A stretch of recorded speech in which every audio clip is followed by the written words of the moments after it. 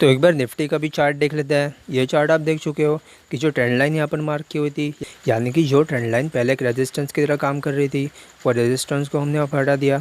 बहुत सारे लोगों ने ये देख चुका होगा कि रेजिस्टेंस अपने बहुत सारे लोगों ने ट्राई किया होगा, यानी कि ऑलमोस्ट हर एक बंदा ये रेजिस्टेंस चेक करता होगा कि ब्रेकआउट इसने कन्फर्म कर दिया, लेकिन ब्रेकआउट कन्फर्मेशन के बाद वापस एक बार अपने ट्रेंड लाइन के नीचे आ चुका है। तो इसका मतलब है कि ट्रेंड लाइन की इंपॉर्टेंस काफ़ी कम हो चुकी है। तो ट्रेंड लाइन को हटाने के बाद यहाँ पर आप देख सकते हो कि आखिरी फेज़ के अंदर इसके अंदर अपमूव काफ़ी ज़्यादा थी। तो इसका मतलब है कि कहीं ना कहीं अपमूव इसके अंदर भी स्टार्ट हो सकती है और ये भी लॉन्ग टर्म के लिए काफ़ी अच्छी अपमूव दे सकता है। लेकिन उसके बाद भी अल्ट्रा शॉर्ट टर्म के लिए एक बार इसका 30 मिनट्स का भी चार्ट देख लेता है। 30 मिनट्स के अंदर आप देख चुके हो कि 30 मिनट्स के अंदर ऑलमोस्ट जिसने फॉल लगाया था, उस फॉल का 62% रिट्रेसमेंट, यानी कि 17,740 के आसपास ही चला गया था। लेकिन वहाँ पर ये टिक नहीं पाया, वहीं से इसने फॉल स्टार्ट कर दिया। ऑलमोस्ट 750 से इसने फॉल स्टार्ट कर दिया। तो ज़रूर इसको ध्यान रखिएगा, 62% रिट्रेसमेंट भी वहाँ पर आ रही है और वहीं से इसने फॉल स्टार्ट कर दिया। और जो प्रीवियस लो इसने तैयार किया था ऑलमोस्ट 17,350 के आसपास, उस लो के भी नीचे जाने के चांसेस काफ़ी हद तक बन चुके हैं। और यूएस के अंदर आप देख चुके हो कि यूएस के अंदर एक फॉल आ चुका है। और जैसा कि टेलीग्राम चैनल के ऊपर हमने अपडेट कर दिया था कि यूएस के अंदर साथ ही साथ यहाँ पर भी फॉल आ सकता है। और जो सी वेव यहाँ पर कंप्लीट होगी, वो सी वेव काफ़ी नीचे फॉर्म हो सकती है, यानी कि जो प्रीवियस लो लगा है उसके भी नीचे कहीं जाकर सी वेव फॉर्म हो सकती है। तो वहाँ तक भी चांसेस बन चुके हैं कि सी वेव काफ़ी नीचे फॉर्म हो जाए और सी वेव के फॉर्मेशन के अंदर इसके अंदर भी एक फॉल आ सकता है। तो ज़रूर इसको ध्यान रखिएगा। यूएस के अंदर फ्राइडे के दिन काफ़ी अच्छा फॉल हो चुका है और उसके कारण इंडिया के अंदर भी फॉल आ सकता है। और कहीं ना कहीं इसी स्टेज के अंदर सी वेव अगर कंप्लीट हो जाए तो सी वेव के कंप्लीट होने के बाद एक अपमूव यहाँ पर भी स्टार्ट हो सकती है। तो ज़रूर इसको ध्यान रखिएगा। यहाँ का चार्ट काफ़ी पॉजिटिव बन चुका है और अब जाकर इसके अंदर करेक्शन खत्म होने के बाद एक अपमूव स्टार्ट हो सकती है। तो एक बार बैंक निफ्टी का भी चार्ट देख लेते हैं। ये बैंक निफ्टी का डेली चार्ट है। डेली चार्ट के अंदर इसने भी रिकवरी काफ़ी अच्छी दे दी। तो अब जाकर ये भी ओवरबॉट सिचुएशन के अंदर आ चुका है। तो ओवरबॉट सिचुएशन के अंदर अब जाकर इसके अंदर का फॉल स्टार्ट हो जाए तब भी वो पूरी तरह से नॉर्मल है। साथ ही साथ लास्ट वीडियो के अंदर हमने एक्सिस बैंक और ICICI बैंक इन दोनों की चर्चा की हुई थी कि उन दोनों के अंदर काफ़ी अच्छी अपमूव आ चुकी है। ऑलमोस्ट हम नीचे से बात करते आ रहे थे, जब एक्सिस बैंक ऑलमोस्ट 200 रुपया ऊपर आ चुका है, तो काफ़ी ऊपर तो आ चुका है। तो अब जाकर उसके अंदर भी एक ओवरबॉट सिचुएशन हो सकती है। तो एक्सिस बैंक और ICICI बैंक इनके अंदर एक फॉल स्टार्ट हो सकता है और ICICI बैंक के अंदर फॉल काफ़ी ज़्यादा हो सकता है, क्योंकि ICICI बैंक के अंदर अपमूव काफ़ी तेज़ी से आई है। हालांकि वो करेक्शन भी पहले से कर रहा था, लेकिन उसके बाद भी अल्ट्रा शॉर्ट टर्म के अंदर एक काफ़ी अच्छी अपमूव इसके अंदर स्टार्ट हो चुकी है। तो अब जाकर उसके अंदर भी फॉल काफ़ी अच्छा स्टार्ट हो सकता है। तो ज़रूर इसको ध्यान रखिएगा। ICICI बैंक काफ़ी ओवरबॉट है, तो उसके अंदर फॉल आने के चांसेस काफ़ी ज़्यादा है। तो एक बार निफ्टी मेटल का भी चार्ट देख लेते हैं। ये निफ्टी मेटल का डेली चार्ट है।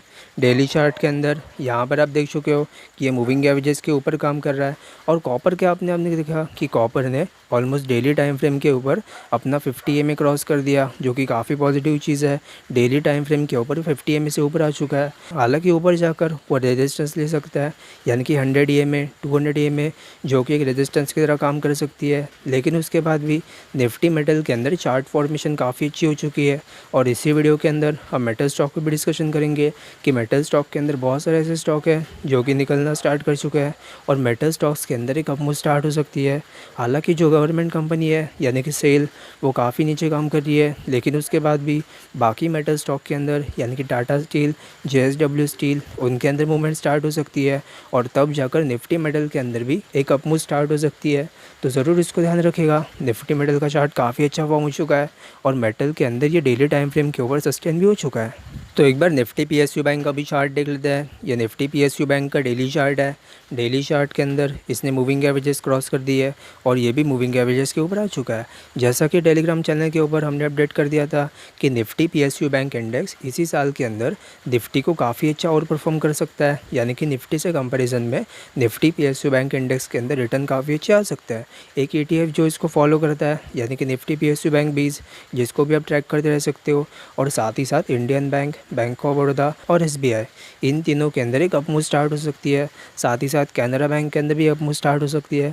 लेकिन कैनरा बैंक के अंदर बस एक प्रॉब्लम है कि कैनरा बैंक अपने मंथली टाइम फ्रेम के ऊपर मूविंग एवरेजेस के नीचे काम कर रहा है, यानी कि मंथली टाइम फ्रेम के ऊपर कैनरा बैंक 200 EMA से नीचे काम कर रहा है। तब आप ये मान सकते हो कि वहाँ पर अगर ऊपर ना स्टार्ट कर दिया है, अगर कैनरा बैंक के अंदर अपमूव स्टार्ट हो जाती है, वो भी अपने मंथली टाइम फ्रेम के ऊपर 200 EMA के ऊपर सस्टेन हो जाता है, तब आप ये मान सकते हो कि उसके अंदर भी अपमूव स्टार्ट हो सकती है और बाद में जाकर उसका भी चार्ट अच्छा फॉर्म हो सकता है। लेकिन अभी के लिए कैनरा बैंक के अंदर प्रॉब्लम है, साथ ही साथ बाकी बैंक्स के अंदर एक अपमूव स्टार्ट हो सकती है। लेकिन अगर सारे PSU बैंक देखो, यानी कि bank of India, Punjab national bank, उनके अंदर प्रॉब्लम हो सकती है।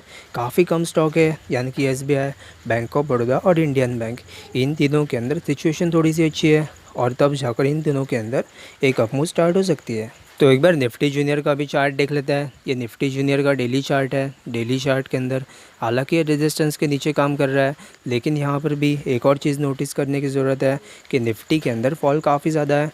आखिरी पार्ट के अंदर आप देख सकते हो कि जब निफ्टी के अंदर एक अपमूव आना स्टार्ट हो गया, यानी कि जो निफ्टी से 15,200 से अपमूव आना स्टार्ट हो गया, तब जाकर निफ्टी जूनियर के अंदर भी एक अपमूव आना स्टार्ट हो गया और निफ्टी जूनियर के अंदर अपमूव काफ़ी ज़्यादा है निफ्टी से कंपैरिजन में।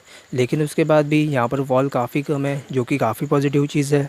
जो रेजिस्टेंस यहाँ पर मार्क किया हुआ है ऑलमोस्ट 44,000 के आसपास, जैसे ही उसके ऊपर क्लोजिंग आ जाएगी, सस्टेन हो जाएगा, तब आप ये मान सकते हो कि तब जाकर इसके अंदर एक अपमूव स्टार्ट हो सकती है और ये चार्ट भी लॉन्ग टर्म के अंदर निफ्टी को आउट परफॉर्म कर सकता है। अगर आप इसका भी लॉन्ग टर्म का चार्ट देखो तो ये भी अपना 2018 से लेकर 2019, 2020 पूरे 3 साल तक ये मूविंग एवरेज स्क्वीज़ कर रहा था अपने वीकली टाइम फ्रेम के ऊपर।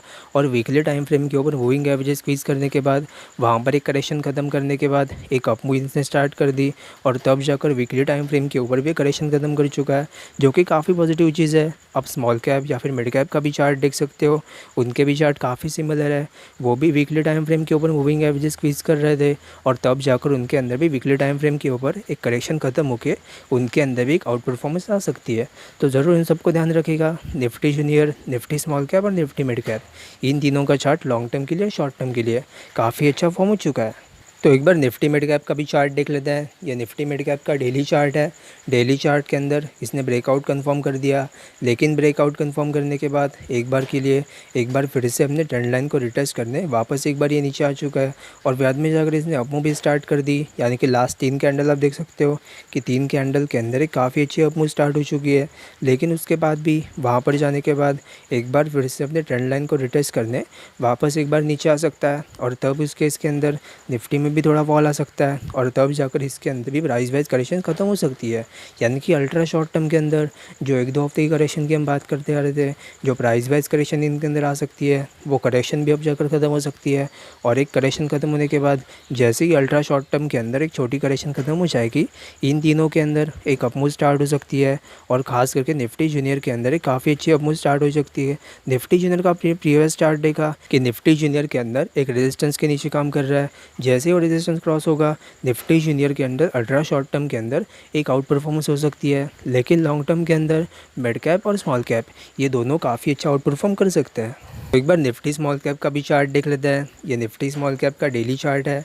डेली चार्ट के अंदर ये भी नीचे काम कर रहा है, लेकिन यहाँ पर एक और चीज़ नोटिस करने की ज़रूरत है। हालांकि ये डेली टाइम फ्रेम के ऊपर 200 EMA से नीचे काम कर रहा है, लेकिन यहाँ पर और एक चीज़ नोटिस करने की ज़रूरत है कि ये 50 EMA और 200 EMA इन दोनों के बीच में थोड़ी कंसोलिडेशन कर सकता है। वापस एक बार अपने 100 EMA या फिर 50 EMA को भी रिटेस्ट करने आ सकता है और तब उस केस के अंदर यहीं पर एक कंसोलिडेशन करके एक बार फिर से अपमूव स्टार्ट कर सकता है। और अगली बार के लिए जब निफ्टी के अंदर अपमूव स्टार्ट हो जाएगी, एक अल्ट्रा शॉर्ट टर्म के अंदर करेक्शन ख़त्म होने के बाद निफ्टी के अंदर जब अपमूव स्टार्ट हो जाएगी, तब आप ये मान सकते हो कि स्मॉल कैप वहाँ पर लीड कर सकता है। यानी कि स्मॉल कैप के अंदर रिटर्न काफ़ी ज़्यादा बन सकते हैं। तो एक बार स्टॉक्स के भी चार्ट देख लेते हैं। सबसे पहले DLF का चार्ट देख लेते हैं। ये DLF का डेली चार्ट है। डेली चार्ट के अंदर ये ट्रेंड लाइन से नीचे काम कर रहा है, लेकिन जैसे ही इसके अंदर ब्रेकआउट कंफर्म हो जाएगा, ब्रेकआउट कंफर्म होने के बाद एक अपमूव इसके अंदर स्टार्ट हो सकती है और ये भी शॉर्ट टर्म के अंदर और लॉन्ग टर्म के अंदर एक काफ़ी अच्छी अपमूव स्टार्ट कर सकता है। आप ज़रूर इसको ध्यान रखिएगा। इसके अंदर ब्रेकआउट काफ़ी नज़दीक है और जैसे ही ब्रेकआउट कंफर्म हो जाएगा, एक लॉन्ग टर्म के लिए इसके अंदर पोजीशन क्रिएट की जा सकती है, क्योंकि इसका लॉन्ग टर्म का चार्ट काफ़ी अच्छा है। लॉन्ग टर्म के अंदर बहुत सारे चार्ट काफ़ी अच्छा फॉर्म हो चुके हैं।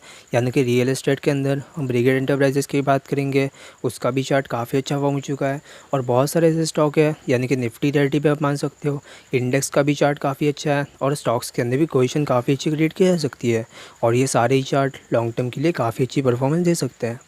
तो एक बार ब्रिगेड एंटरप्राइजेस का भी चार्ट देख लेते हैं। ये भी इसका डेली चार्ट है।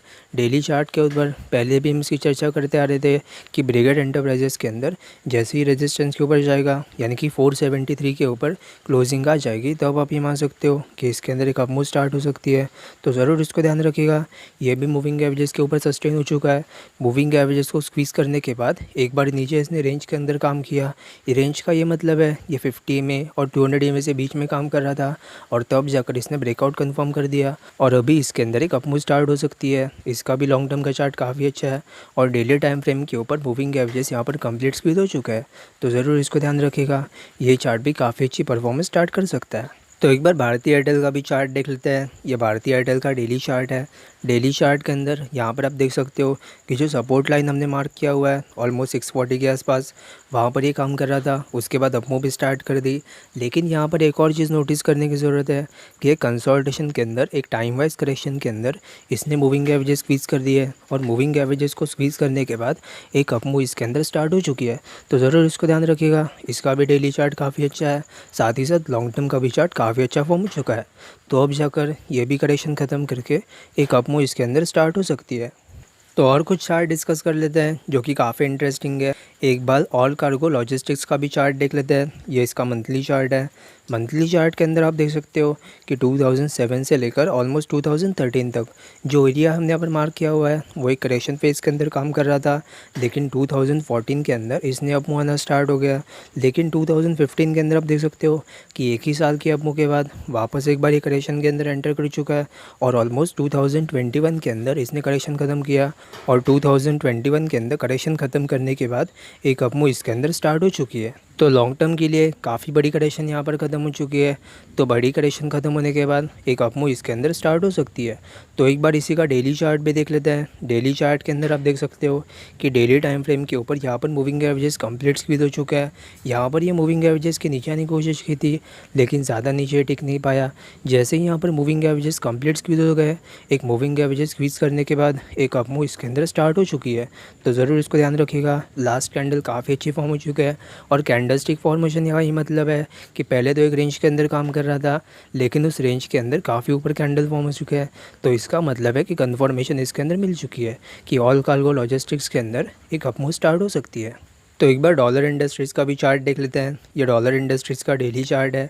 डेली चार्ट के अंदर यहाँ पर आप देख सकते हो कि डेली टाइम फ्रेम के ऊपर पहले तो अभी ये मूविंग एवरेजेस के नीचे काम कर रहा है लेकिन जैसे ही ये मूविंग एवरेजेस को क्रॉस कर देगा तब आप ये मान सकते हो कि इसके अंदर भी एक अपमूव स्टार्ट हो सकती है और अब जाकर ये लॉन्ग टर्म के लिए भी काफ़ी अच्छी परफॉर्मेंस दे सकता है।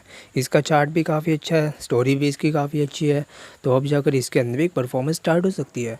तो ज़रूर इसको ट्रैक करते रहिएगा। इसका भी चार्ट काफ़ी अच्छा फॉर्म हो चुका है। तो एक बार मेटल कंपनी के भी स्टॉक देख लेते हैं। सबसे पहले टाटा स्टील का चार्ट देख लेते हैं। ये टाटा स्टील का डेली चार्ट है। डेली चार्ट के अंदर हालांकि मूविंग एवरेजेस के ऊपर नीचे काम कर रहा है। जब मेटल एक्सपोर्ट्स के अंदर एक्सपोर्ट ड्यूटी अप्लाई कर दी गई थी तो वापस एक बार सारे ही मेटल स्टॉक नीचे आ चुके थे लेकिन एक्सपोर्ट ड्यूटी काफ़ी शॉर्ट टर्म हो सकती है। बहुत सारे एक्सपर्ट ये बोल चुके हैं, इंडस्ट्री एक्सपर्ट, साथ ही साथ JSW स्टील के ओनर भी ये बोल चुका है कि एक्सपोर्ट ड्यूटी काफ़ी शॉर्ट टर्म के लिए हो सकती है और जैसे ही एक्सपोर्ट ड्यूटी ख़त्म हो जाएगी वापस एक बार इसके अंदर एक अपमूव स्टार्ट हो सकती है और ये सारे स्टॉक लॉन्ग टर्म के लिए काफ़ी अच्छी परफॉर्मेंस दे सकते हैं। तो टाटा स्टील के अंदर आप देख चुके हो कि टाटा स्टील हालांकि मूविंग एवरेजेस के नीचे काम कर रहा है लेकिन जैसे ही क्रॉस हो जाएंगे, मूविंग एवरेजेस के ऊपर सस्टेन हो जाएगा, तब आप ये मान सकते हो कि टाटा स्टील के अंदर भी एक परफॉर्मेंस स्टार्ट हो सकती है।